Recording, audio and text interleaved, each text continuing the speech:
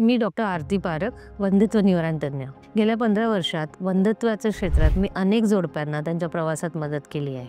या प्रवासात मी जाणवलंय की कधी-कधी सगळ्या तपासण्या नॉर्मल असतात, डॉक्टर आणि पेशंट योग्य तऱ्हेने प्रयत्न करतात, सर्व व्यवस्थित होतं तरीही रिझल्ट निगेटिव्ह येतो। तो क्षण फारच बिकट असतो।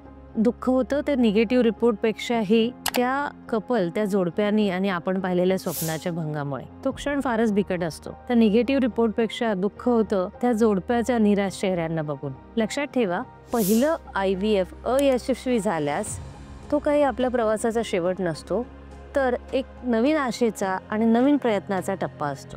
IVF फेल का होतं याची काही कारणं आहेत। पहिलं की अंड्याची गुणवत्ता कमी असणं।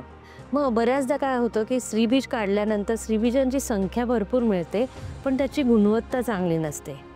आणि हे आपल्याला जेव्हा आपण सोनोग्राफी करतो त्या सोनोग्राफीद्वारे किंवा टेस्टद्वारे समजत नाही।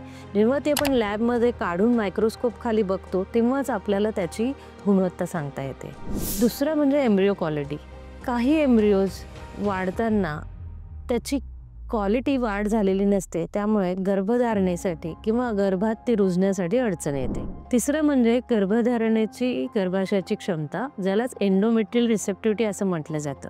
बऱ्याचदा एंडोमेट्रियल लाइनिंग किंवा गर्भाशयातला थर हा योग्य प्रमाणात बनत नाही, पातळ बनतो आणि त्याच्यामुळे गर्भधारणा होत नाही। पुढचं कारण म्हणजे जेनेटिक फॅक्टर किंवा प्रतिकारशक्तीतले दोष म्हणजे इम्युनॉलॉजिकल प्रॉब्लेम्स। जेनेटिक फॅक्टर किंवा जनुकीय प्रॉब्लेममुळे किंवा इम्युनॉलॉजी जास्त म्हणजे प्रतिकारशक्ती जास्त असल्यामुळे गर्भधारणेला अडचण येते। मग आता प्रश्न पडतो की IVF अयशस्वी झालं तर पुढे काय करायचं? तर डॉक्टरांना भेटा आणि IVFचं फेल असण्याचं कारण समजून घ्या।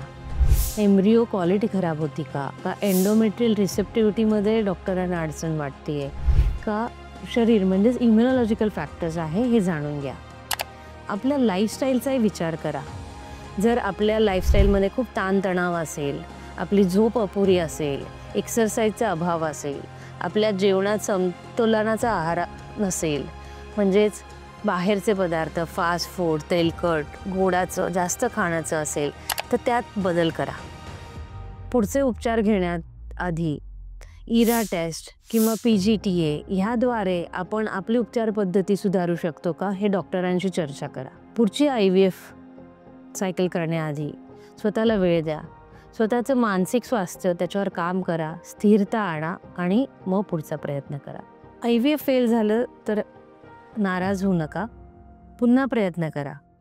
माझा 15 वर्षाचा अनुभव सांगतो की नवीन प्रयत्न केल्यास यश नक्कीच मिळतं।